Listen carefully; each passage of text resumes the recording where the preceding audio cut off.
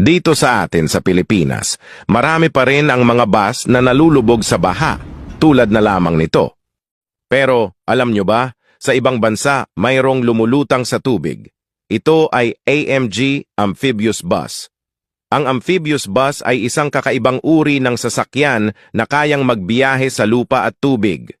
Sa ibang bansa, ginagamit ito para sa mga tours na nagbibigay ng kakaibang karanasan sa mga turista. Halimbawa, sa Singapore at Netherlands, ang mga amphibious bus ay nagbibigay ng city tours na nagtatapos sa isang water cruise, kung saan ang bus ay bigla na lang lulusong sa tubig na parang barko. Dahil kaya nitong magmaneho sa mga kalsada at maglayag sa mga ilog o lawa, ito ay simbolo ng makabagong teknolohiya at pagiging eco-friendly dahil nababawasan ang pangangailangan sa hiwalay na sasakyan para sa tubig. Ang mga amphibious